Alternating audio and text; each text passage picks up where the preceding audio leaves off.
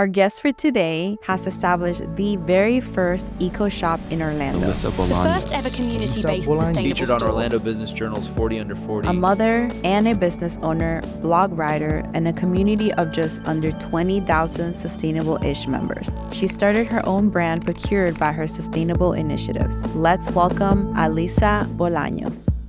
All right, so we're doing your brows. I'm so excited. I'm gonna go ahead and start cleaning them up. Are you comfortable? I'm good. I'm chilling. Perfect.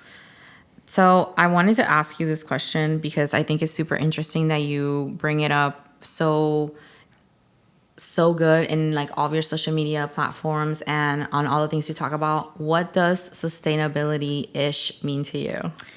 Ooh, so sustainable-ish to me is really just trying your best, whatever that looks like for you. So for me, sustainable-ish was cloth diapering my kids when I could, and when I couldn't, right? Like I wasn't going to feel bad about stuff that was out of my control, right?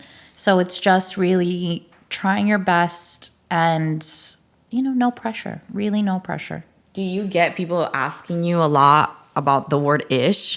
Because I think it's genius and I love it. Yeah, a lot of people like it. I don't really get like questions per se, but more of like what you said, like, so what is like sustainable-ish, or how can I be sustainable-ish? Because like I always tell people, okay, like I own a zero waste store. I am not 100% zero waste. And you're super transparent about that. Very. Yeah. I also think that zero waste is a myth, which I know people are going to come at me for that, but society isn't set up for us to be zero waste, right? It has to be like a whole collective thing. And, if you live in an area that doesn't recycle, well, there you go. You're not zero waste, but that's out of your control. So I think it's just people just like figuring it best. out. Yeah, figuring out what that means for you, right? So like we compost our food waste, and that's a way to help minimize our waste. But then again, I still end up Ubering food because I'm a mom, I'm lazy, I'm busy, whatever, So it's like there's obviously waste created there, but it's just about balancing that. I think it's incredibly difficult to be able to, and I know people go above and beyond by taking their own containers when they go and eat out and things like that. But it is very difficult if you're really thinking about it, tracking it down from the very beginning. Like, how did that lettuce even get to that restaurant, right? Was it through a boat? Was it through a vehicle? Yeah, and that's stuff that's like out of our control. I mean, people can try to support local and like farm to table restaurants to help minimize that. But let's be real, it's not always going to happen. Yeah. So that pressure needs to be taken off that aspect for most people, because it's just, we can do our best in trying to find out the source of a lot of our things, and supporting local farms and agriculture is a good way to do that. But if you're going out to eat and you're hungry, like you're not going to starve just because this Applebee's isn't farm to table, right? Like That makes you have sense. to do what you have to do. Yeah, absolutely. Now, I wanted to ask you, your journey starting OECO has been remarkable. Thank you. Can you share a little bit about that experience and what kind of led this whole roller coaster of a journey, and, just the challenges that you faced with your second baby? Yeah, so I always joke that my sustainability started with my Cuban abuela, because we just had to be resourceful. But really it started when I became a mom. Like I always tried to do what I could, like bringing my lunch, whatever. But with both your kids, or was it like started the with beginning, the first, like the first one? It started with my first, really focusing, because then I started, I don't know, you start to become a parent and you really start to see like the world around you differently, and what you want your babies to eat, and the stuff, the lotions you put on their body. And so I really started kind of a rabbit hole into sustainability. Do you feel like you learned a lot from your first child moving on to your second one, like as far as like what they ate and everything? Yeah, I definitely learned a lot. I mean, kids are different, and I learned that with both of them. Like they're complete different kids, but my first definitely helped set that foundation for me. So that when I had my second, when I was pregnant with my second, I knew, okay, like I want the organic oils, and I want to, try to do this for my birth. And like, I just tried to be a little bit more sustainable and healthy during that second pregnancy. And tell me, were you working at the time when you had your, because that to me is just, wow, like you're so strong. Just tell me a little bit about that journey and what, kind of catapulted you into starting OECO. Yeah, so I was working for a corporate U.S. bank, which I will not name, during both my pregnancies. Wait, how is it when people say like when they like give For legal fake reasons? names? Oh, yeah. No, but when they give it names, it's like when they say Starbucks, it sounds like charge us or something like that. So I worked at a Capital 2 bank. Yes. For legal reasons. This is a joke. For legal reasons, we will not disclose. Thank you so much. And I worked there for 5 years. So I wasn't like That's new. a long time. Yeah. Like it wasn't, I was there before I was ever pregnant with any of my kids. And then worked there, while I was was working from home with my first. I was pregnant with my second. And it's funny because it was with my second, I started getting all the weird comments about pregnancy and like, oh, how will I work with 2 kids? And was it mostly about, because you were sharing your stuff online, was it about your journey or about the way you looked, you would say? I don't know. Because pregnancy changes you. And I know you shared a lot about your journey and all of that. Well, I was getting comments from like my manager about it, about kind of putting my work ethic to my motherhood. Like, how are you going to be a mom and work? And I'm like, well, that's not it. And she was a woman too, which is the crazy part. Did she have any kids? No. Oh. Yeah. If you get it, you get it. And if you don't, you don't. I'll never understand. I always talk about my fur baby. And sometimes I'm like really cautious with that because I'm like, I know when you get offended, there's some parents that are like, it's not the same. Okay. Yeah. Yes, it's not the same. But then there's other people that are like, oh, that's your baby too. So they get it. I mean, I get it. I had 2 dog babies before I had my 2 human babies. So now I have 4 babies. Oh my goodness. So with my second, I actually, I had a very traumatic birth and I almost died giving birth to him. What? So I had a C-section with both. I tried to VBAC, which is vaginal after cesarean birth, trying to give birth naturally. Thank God I didn't, because that also saved my life. My second ended up being like 10 pounds when he was born. Did you have a plan and then last minute change? This is kind of off topic, but I've heard of a lot of women that have one birth plan, and then once they get switched over to not cesarean, what's the other one called? No, yeah, it would be cesarean, I think. Yeah. Once they do it like that, I think they bill you twice. Did you experience that? It definitely costs more money. So with my first, it ended up, I tried doing natural. Everything was going good. My epidural ran out and they weren't listening to me. The nurses completely disregarded me. And it was like, birth is a mind over matter thing. And my mind took control for my first and I was so scared. So with my first, it ended up being a C-section, but I was put to sleep because it was 40 hours in labor. I was pushing for 3 hours. It was a whole thing. So I didn't actually see my first be born. So for my second, I really tried to give birth naturally, but... Was your husband in the room? He was. Okay, he was in the room. He wasn't in the room for the first because they had to put me to sleep. He couldn't be there. So I tried pushing with my second, but I thankfully, I went through a lot of healing and I had a doula there. So we had talked about the possibility. And I think that's a lot of it too, is women they don't know what to expect and they don't know that C-sections can be an outcome. Especially if people, sorry to interrupt you, especially if people plan, because I fully want to have a doula and I'm blanking out, a midwife. A midwife. Yeah. Well, I gave birth with midwives. Okay. My doula, I wanted one with my first. I didn't have one because of we moved. It was a whole bunch of stuff. And that was my biggest regret because I think I would have had a labor that would have been more aligned to me if I had the doula to help me navigate and stick up for me and, it's advocate for me. Stick up for you. Yeah. Doulas really are a rock and they help advocate for you because when you're giving birth, so many things are going on, your mind isn't in the right place because of the hormones. So having the doula helped me understand. And I actually asked for the C-section with my second because I was pushing for a little while. Oh, wow. And my biggest thing was I want to be awake to see my child be born because I missed that. I knew this was going to be my last child. So my husband was in the room this time. We got to see him be born. You did the things that meant the most to you, which makes sense. Exactly. I wasn't upset that I couldn't give birth naturally. I was happy that I got to hear his first cry and see this ginormous baby come out of me. That's beautiful. After he was out, I started hemorrhaging. I had 5 blood transfusions while on the table. They had to rush my husband out. Oh, God. What's usually a half an hour procedure ended up being almost 3 hours. And after that, my child was born in New York. We moved down here when he was 3 weeks. That week that we moved in here, I was in the hospital for another month with sepsis. I had some internal bleeding. Something wasn't done right at the C-section. So not only did I almost die during birth, but I got it real close afterwards too. That's incredibly scary. I can't even imagine what your husband, were you guys married at the time? Yeah, we were married. And I mean, once they pulled me out of the room after birth, he was obviously upset and he was like, fine, I'll get the vasectomy that he wanted. Oh my gosh. Like, so he did it. He took one for the team. Yeah.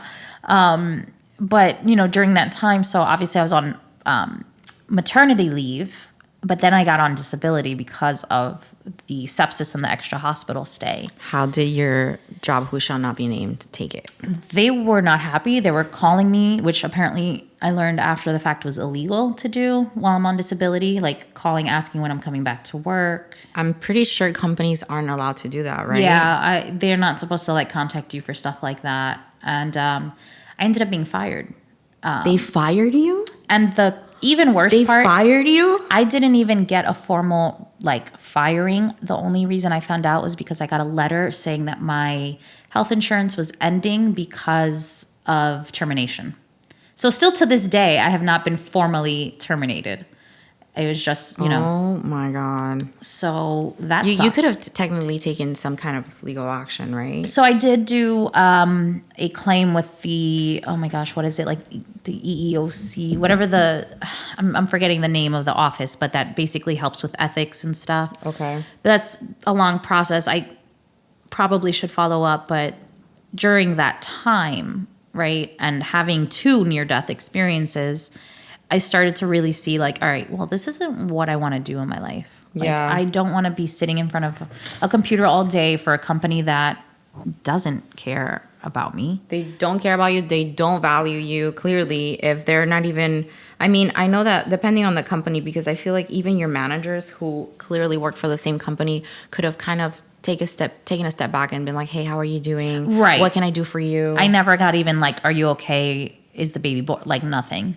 And it's funny because yes, it's a big company, but they boast themselves on feeling like a small company and feeling like family. And in many ways they did, but not when it counted, right? Like I was just a number to them. I was expendable. So That's terrible. I was like, this is not how I want to live. I want to do something good. I want to feel fulfilled. I want to just make an impact. And again, when we moved here, I was so excited. I was like, all right, I'm going to look for my local zero waste shop because back home in New York, I was there weekly. Like I would hang out there. My husband's like, are you there again? Like, what are you doing? How's the eco world in New York? It's weird. I feel like Orlando is ahead in so many different things, but I feel like New York also has different things put in place. We had more eco shops for sure. There was like 5 eco shops. And I would go like weekly to get what I needed. And I knew I can go there. And when we moved here, I was like, all right, great. Like, where's going to be my next place, right? Like my next spot. And there was nothing, just pop-ups.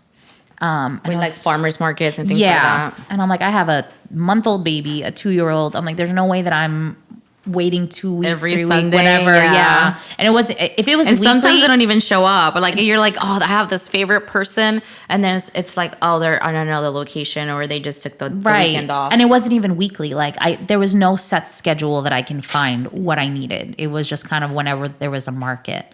So I was like, you know what? I was like, what a crazy idea to my husband. I was like, I was just gonna say, what how was it? Like, take me back to that moment where you pitched this to your husband.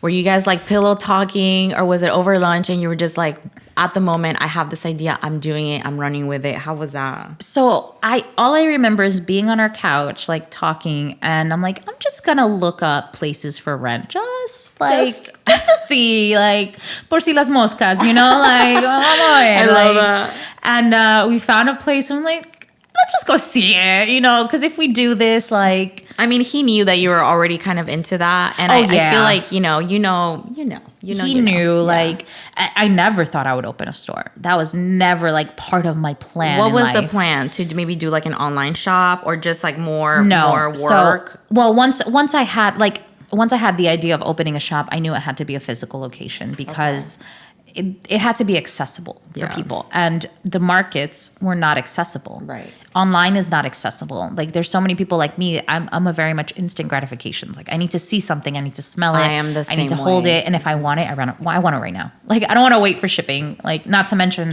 the emissions and all that stuff that comes with that. 100%. I was just telling somebody that I'm like, if I can't have this right now and buy it in person, I could easily buy it online, but then it's not the same. Right. I need it. Then I don't want it. Right. Yeah, I don't want it. Exactly. So I was like, let's just do it. And like, so we looked at places. We were like, you know what?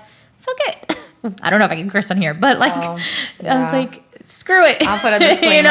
like, curse away, honey. We just did it. We were just like, if not now, when? And I think a lot of that was that, Is the temperature okay it's here? good. Yeah. Thank you. The almost dying really puts life into perspective, and it really shows that life is super fragile. Who knows what's gonna happen? So we were literally like, YOLO. Which is why we're here today. Can I just say that? Because life is so short, and I never thought I'd embark in this, but here we are. And we're running with it, and we're excited. And, I feel like you cannot stop yourself from doing the things you want to do because of fear or because of huge imposter syndrome. Right. So that's amazing that you started that. And I still get imposter syndrome to this day. I think we all struggle with that. It's really bad. And especially like, I'm Latina, you're Latina. Like, I hear my abuela's voice doing things in my ear, like, ay, mija, but like, pero el seguro, right? Health insurance, you need a good job and this and that. And I'm just like, like, life doesn't have to be this corporate job. It doesn't have to be this 9 to 5. And even though I'm working a lot more. And even though for them it's like, lo seguro. This is security. Exactly. Why step outside the box? Why do this? Quédate tranquila. Yeah. And I get it. I get it, right? They come from, like, I'm Cuban. So we come from an island of insecurity, right? We come from a place that you don't know if you're going to eat, right? You don't know if there's going to be light. You don't know a lot of things. So it's like having that security is value. Yeah. And it's scary. It's scary every day. Like, but we just had to do it, and we did it. And we're doing it. When was the last time you went to Cuba? Because I will say I've seen that you travel quite a bit, and I feel like a lot of people might not know that. Yeah, I traveled a lot. I would have a minimum like 3 or 4 international trips a year. Like, I was queen of budget traveling and like backpacking and travel hacking, like flights. So we used to travel like frequently, which was nice. Was this with your husband? With my husband, yeah. Or without him. Like, I would go solo. I'd be like, bye. Oh, you can't take off work? Ciao. I do that all the time, girl. If my husband can't come, I'm like all over that. Yeah, I'm like, sorry, I'll miss you. I feel like Cuba has come such a long way, though. Oh, yeah. I mean, even the first time I went, I was so surprised because, like, you get this idea in your head, and like my grandma telling me things, and then I get there and people have iPhones and like Hyundai and like BMWs there, and I'm like, what? I think most of them are rentals too, no? I don't know about that, but I learned most of it is like government employees. Basically, people who have ties to government definitely have better access to things. But, I also thought like nobody has anything. And there's definitely a struggle. I don't want to diminish that. People are struggling in Cuba, but it wasn't what I thought it was going to be for sure. I love it. But yeah, it's been since before the pandemic, because then I had kids, and then, all the things happened. Then we opened the business, so I can't travel as much. I feel like a lot of people in Cuba to rely on family members. Oh, yeah. And I think that has been such a saving grace to be able to have like family who sends them food, money. Toilet paper, girl. Toilet paper is so hard to find there. Really? Yeah, like there's. I heard about the limits and- meat too. I guess a lot of people don't eat meat because they It's just can't buy it. You can't find it. Yeah. Now, I want to shift gears here a little bit and talk about Eco. I know you've been in this location about, I guess, 6-ish months. I love the ish. I had to. I know I had to. Everything's going to say ish now. I wanted to ask you, how has the community responded to your shop since it's been open? Oh, amazingly. I will say this location is definitely a better fit for us. We're in the Audubon Park neighborhood. And Audubon Park is the garden district, but it's also known as the eco district. There's the Monday night market there, which is definitely the most sustainable one in the city. A lot of the local farms go there.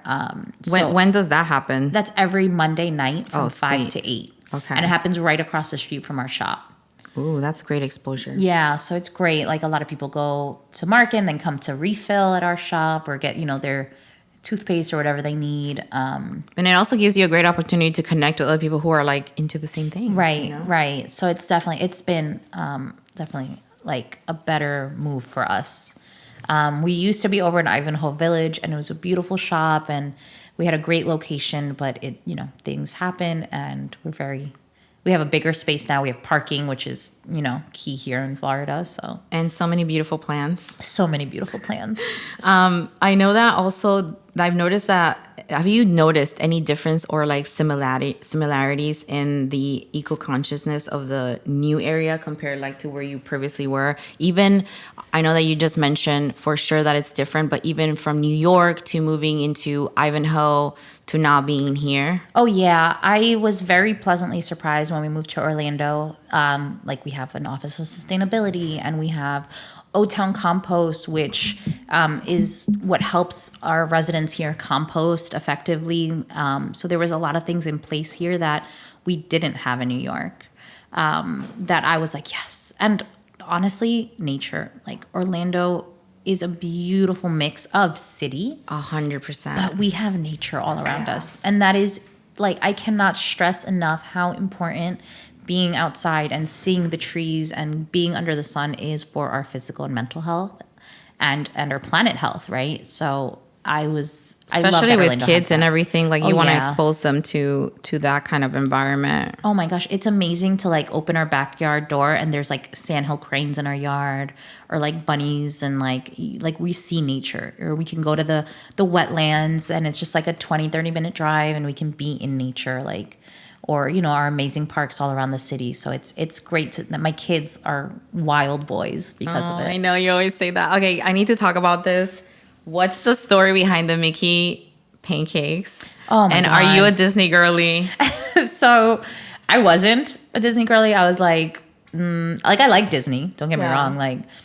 But I never understood the hype of like a Disney adult. And then we moved here. I'm a Disney adult. Oh, I'm totally a Disney adult now. The first thing we did when we moved here was get our Disney annual passes. I love it. And it's just amazing, to see the magic through their eyes. Like they love just, seeing Mickey and then all their friends. And I love it. I see it. Like I drank the Kool-Aid. I don't even care. You drank the Kool-Aid, you got drunk from it, girl. Yeah, I am tipsy right now. It's like a whole thing, I didn't realize how big the Disney culture in Orlando is. I'm in this whole entire group that is girlies only, and they're just planning trips, meetups, and it's so cool. There's tips and tricks, hidden Mickeys. Oh yeah, the food. All the things. I love it, and as a mom with young kids too, it's we're bored. All right, let's just go to Disney.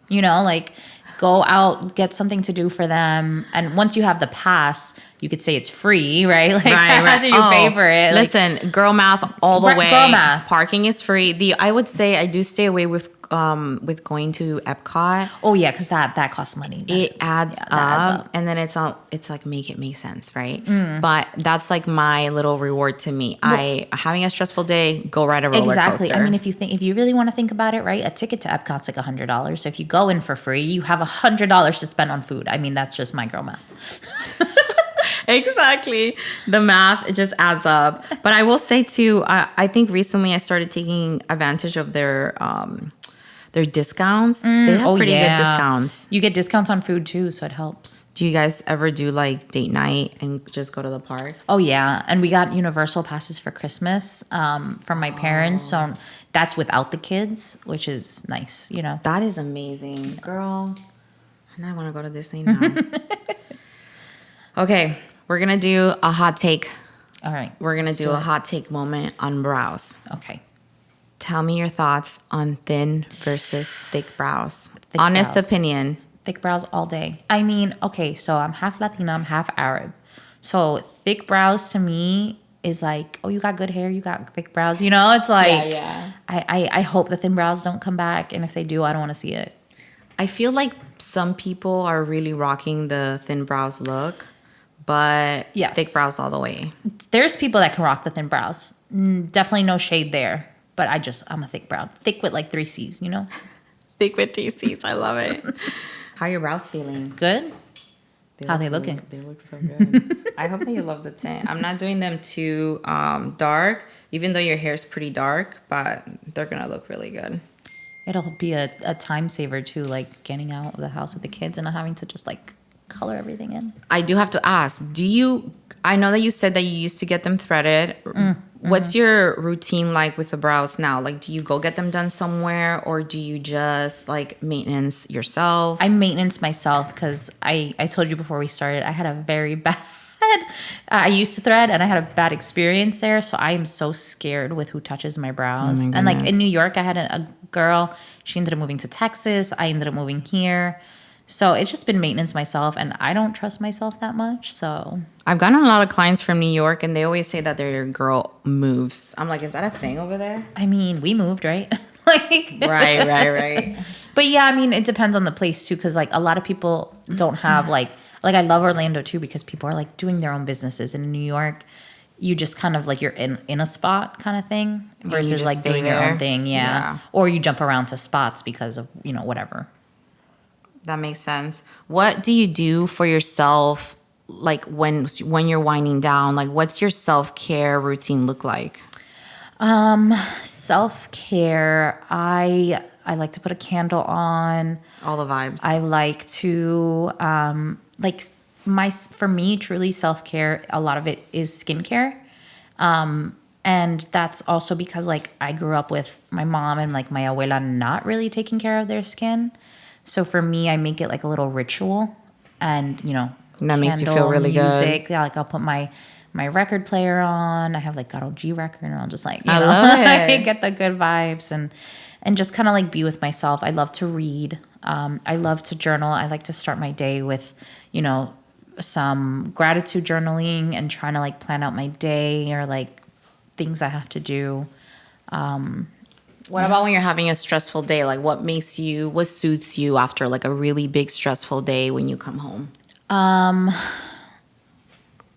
Quiet time, truly. Like sometimes my kids, like sometimes I'm stressed and I'm overwhelmed and like touched out that like I need to be alone.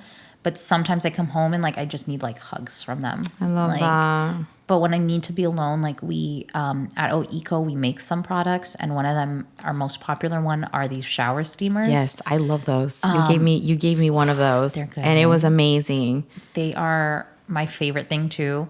And I'll literally just put it on. Even if I don't get in the shower, sometimes I'll just sit next to it and like breathe it in, and it relaxes me and just kind of like chills me out and gives me, a lot of it is just like taking the time for yourself. Right. So like putting that in the shower forces me to take a few minutes to just like not do something and just breathe.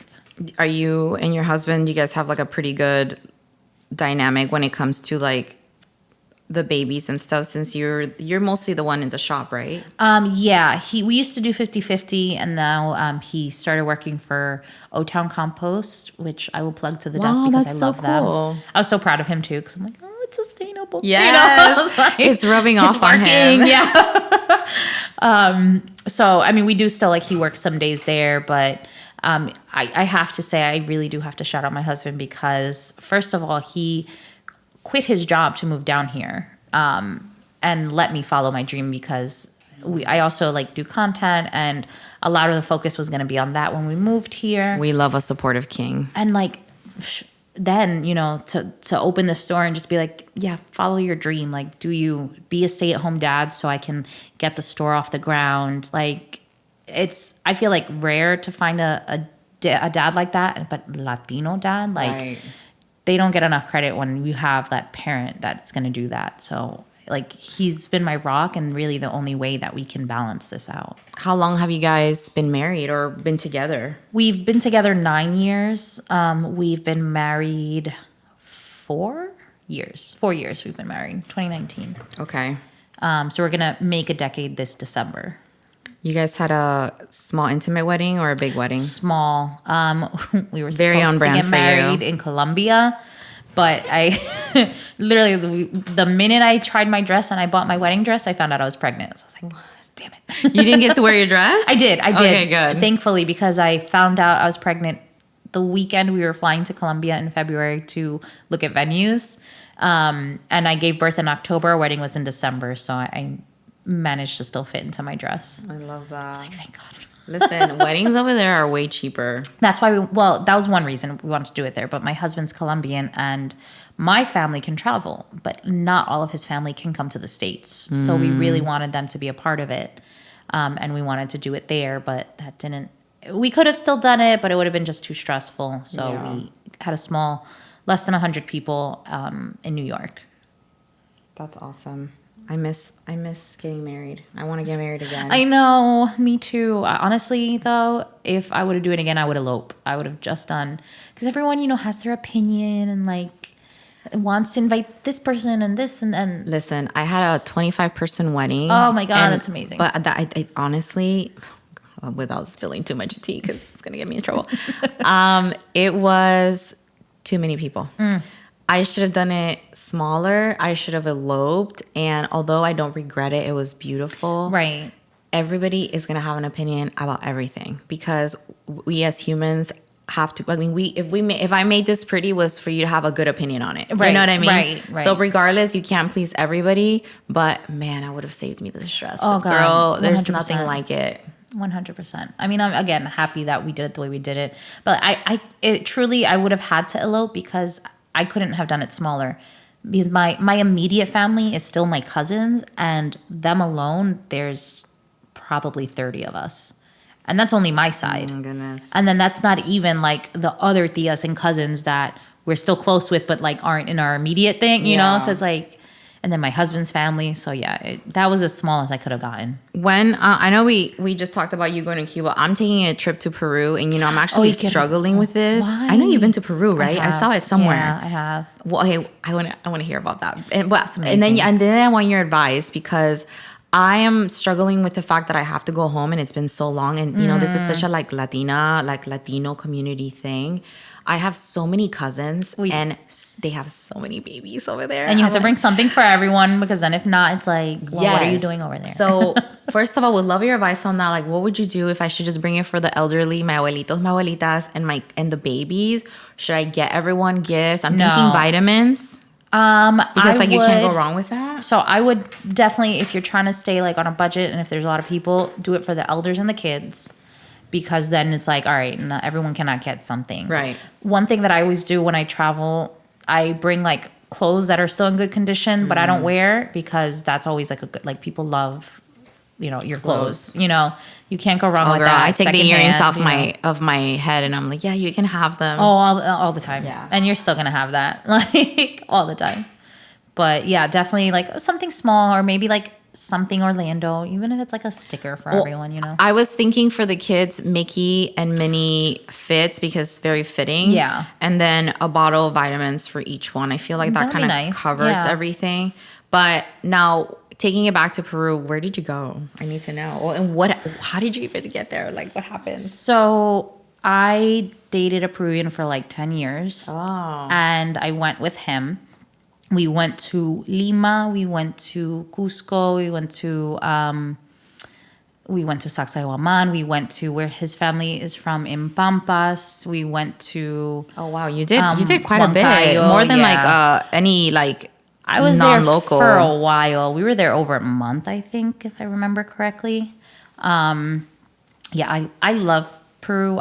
So I studied Latin American culture and communication, and I had an emphasis on indigenous to revolutionary periods in Latin America. That's amazing. So I've always been into. I have a Nazca tattoo. I don't know if I told you. Wait, what? I have you a need to Nazca show me. tattoo. No, wait, can you show me? I mean, yeah, it's right here. It's on my hip. Oh my I might have God. to like undo my pants a little bit, but like I'm not shy.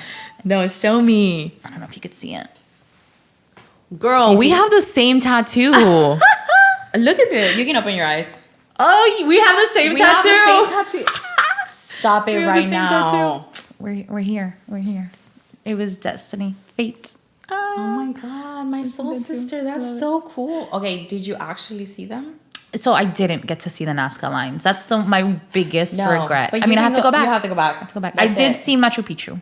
Okay. I did get to see Machu Picchu and I'm doing the Sacsayhuaman. Nazca lines, and I haven't seen them, which makes me feel like such a like fraud of a Peruvian. Oh my God, like stop I'm like, it. how dare you? Like literally, my whole business is around, but the logo around. But you're Peruvian. The Nazca lines. If anything, I'm a fraud because I'm not Peruvian and I have a Nazca tattoo. So what did that mean to you?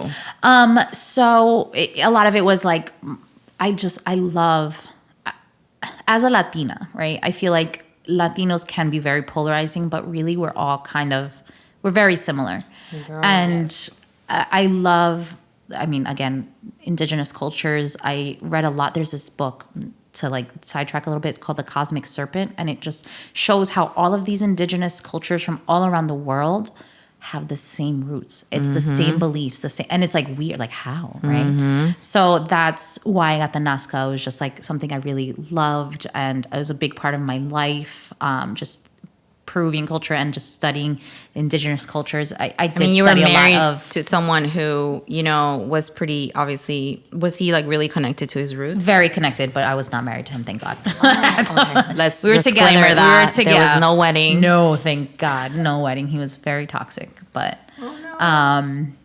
but yeah, I mean, we were together for a long time, and I just, even before him though, I've always studied Incan culture, and Nazca I know is different, but like. So that was a big part of my life. And that's It why I got is the different, tattoo. but like you said, it's still kind of connected. I feel like a lot of people get confused with Mayans and Incans. Oh God, all the time. That's like a huge thing that a lot of people always ask me about. But again, it's still connected. And then I got this one. This is the garza, so this is the crane, and the crane is a bird that really ties in the earth and the water. Yes. And I love that. I love that. I love that you love that. This is so exciting. Oh my God. Okay, so I wanted to ask you, what's next for OECO? What are your plans this year? How are you feeling going into the new year? Give me all the tea, girl. This is the moment. This is the moment. So we've been making a lot of our own products at OECO. So this year is the year that I'm launching a lot of the stuff I've been working on behind the scenes. We are shifting. So a lot of the products we are going to be doing under a new name. So Wait, are we rebranding? no. Okay. So we're still OECO. You heard it here first, Yeah, people. no. Okay, no. Still OECO, but we are having a lot of beauty and wellness products come through. And my goal this year is to hopefully wholesale into other locations as well. We do have our products. We have a store in Nashville. We have a store in Sarasota, and we have some stuff in a store in College Park here in Orlando as well. So I really want to grow my brand and get it out there around the country. Can people find this info on your website? Yes, they can find it on our website. They can find everything on our social media. So we have the shower steamers. That is, our product that we've gotten out the branding for. We have a detox face mask. We have magnesium oil, some rose toner coming in. We have incense that we've just launched as well at the store. So all these cool products that will just make your sustainability journey easier. Oh, we have reusable paper towels that I make by hand, which I'm very proud of. I've seen those firsthand, and they really are the coolest thing ever. I love them. I need to know, though, I know that you source other brands Yes. in your shop. What made you step away from that to kind of starting your own brand? Do you think it was like the need for things, or just like more of a control of what ingredients are really in them? Kind of both, but definitely. So we are a very small business. Like, it is me. I am the business, right? Like, we're not this big team. I wish we could be, but we would sell out. So it started with the shower steamers. We would sell out and they were so expensive.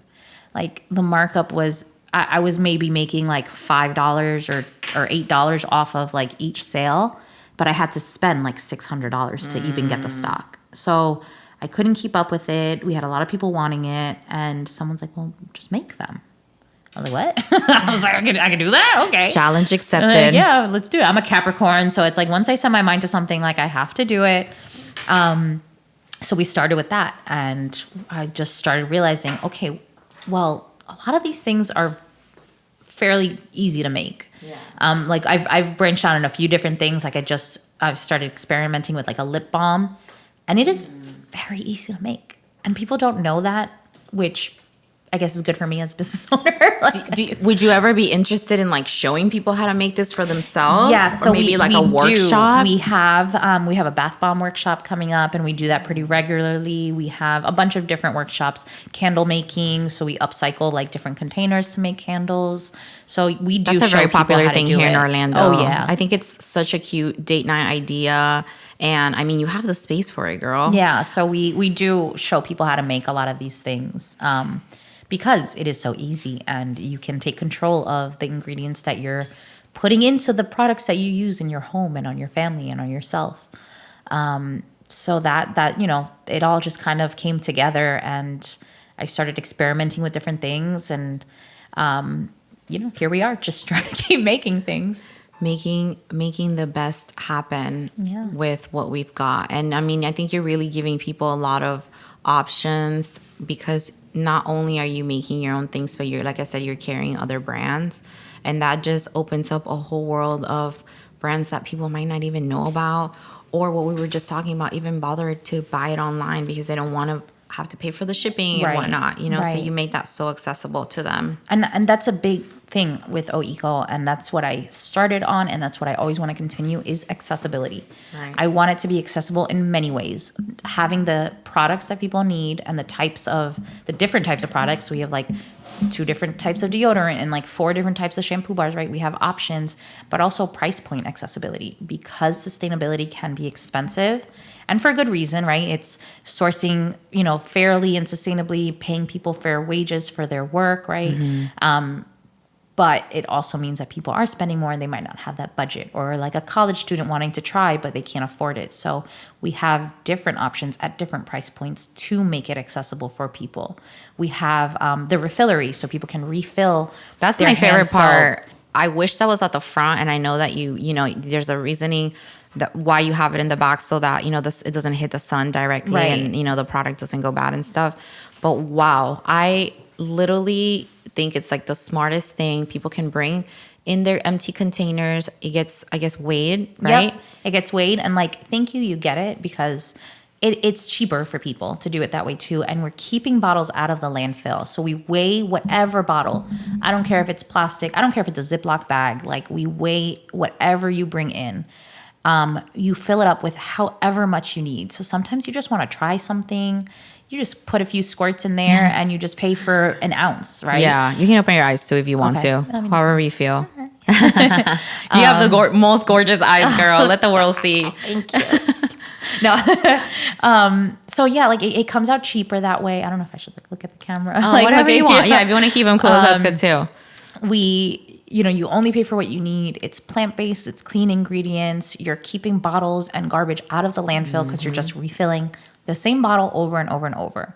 We take jar donations, so people donate their old laundry, whatever. I don't discriminate. As long as it has a cover so it can close, we take plastic, we take aluminum, we take glass, and those are free. So if you're in our shop and you're driving by and you're like, oh my gosh, I need dish soap, but I didn't bring my bottle, just grab the free one. Yeah. And then you're good. That's so nice, because I think that has happened to me when I go to Sprouts. They have the jars there, the weighted section, and usually it's like the biodegradable bag, right? But sometimes I'm like, dang, I left my jars at home, and it's just so much better, And it's or you don't have to pay for a jar, because jars are expensive. Yeah, no, they really are. But I know that Whole Foods is starting to do that too. They have the juice section and things like that, and they have jars available for purchase. Yeah, and they have the beans and cereal and stuff, which is I like seeing that. I mean, my goal is, and that's another reason why we move locations, is I hope to bring in some like food products, like things that people need, right? Like rice and pasta or tea and all that stuff that you can dry refill. goods. Yeah. Versus like right now we have a lot of like cleaning, hair care, skin care. We have some fun, like the shower steamers are refillable. We have rose toner, makeup remover refillable, but I don't have like dry goods, Right. like kitchen, kind of goods. So. Well, I mean, I see so much growth happening for you at All Eco, and I know that this year it's gonna happen for you. Thank you. You guys are gonna just blow up and have a whole section of like food. I hope so. Yeah. We are changing some stuff in the store. Okay, it's gonna exciting. look so good. We're just kind of redoing everything. We never actually had a grand opening. I was like, all right, we're gonna do this up big. You need to make that happen, No, girl. it's gonna happen. All right, so Alyssa, rapid fire questions. Okay. Whatever comes to mind. Okay. Perfect. Coffee or tea? Coffee. Superpower you wish you had? Invisibility. I kind of want to ask why, but okay. Best piece of advice you've ever received? Best piece of advice I ever received. Being selfish is not a bad thing. It's just self-care. Can we cue the clap on that one? It took me a long time to realize that, like, you have to be selfish sometimes, and selfish has a bad like connotation. Yeah, but or like bad rep. Right? Like, how dare you? Right? Yeah. Like, oh, you're so selfish. But no, like sometimes you have to take care of yourself first, because how are you going to take care of everyone else or the things you have to if you're not mentally and physically show up good? for others, show up for your business, showing up for your kids. Agreed. And next, favorite way to relax after a long day. I know we touched on that, but just whatever comes to mind. Reading a book. Reading a book. Okay. First app you check in the morning. Instagram. That's gonna be the number one. Yeah. I know it. Every guest. I'm like so ashamed. Or like, yeah, I do. I mean, it has to be. For me, I feel like it's my text messages. Yeah, I answer on Instagram faster than I do on text all the time. Yeah. Oh, really? Yeah. I'm just always with the business, I'm just always connected. It's bad. I work around it because I don't since I do, most like browse and stuff. I don't like clients reaching out to me over text because I have over DM because I have a text line and it takes me so much longer. Yeah, that makes to get sense. there because in between clients I'm not like on my phone, Right. But I see that. That makes sense. Are you ready to see your brows? Oh my god, We're done, girl. I'm trying to find the mirror. I just like talking with you. Can we just like stay and hang out? This has been really great. I'm really appreciative of you being here. I hope you you. like your eyebrows. And if I don't, no, I'm joking. If you don't, you better lie, girl. We're not cutting this part out. Okay, you ready? Here you go. Oh my god, I love them. No, but really? No, but really. Oh my So god. good. First of all, this looks better than I can ever pencil it in.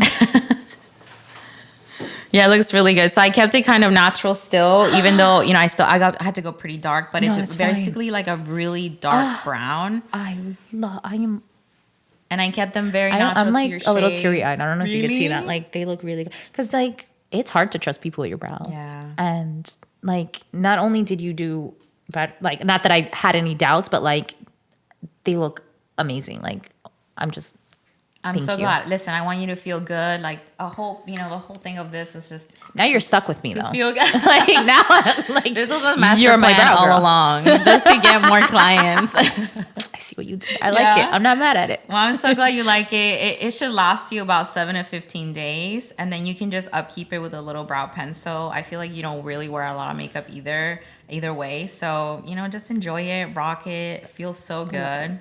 Thank you so welcome. much. Thanks Thank for you being so, here. I I appreciate you. I appreciate you. Are you kidding me? Like, you're stuck with me now. Yeah, girl. No, I have to come back to the shop and pick up some goodies because I used the pods. They were awesome. My husband loved them. Yeah. Which one? The laundry pods? The you little got? Yeah. laundry ones. So I'm like, They I need clean to get so more. well. Yeah, they do. All right. Well, thanks again for being here. Thank you for having me. Anything you want to say? Any shout outs? Anything that you want to just put out into the world for your business? You have a blog? Anything you want to just share with us before we end today's episode? I mean, if anyone out there is ever curious about sustainability, shoot me a message. Like, I am I feel the nicest person. Like, I am always down to talk to people. I'm always down to help people. Like, you know, shoot me a message on OECO Orlando or my personal, even Alyssa Bolanos. Always happy to help. Thank you so much for being here. You guys make sure that you check all of Alyssa's info and a bunch of resources that I'm going to link on this video for you to check out her shop, her website, and all the amazing things that she has going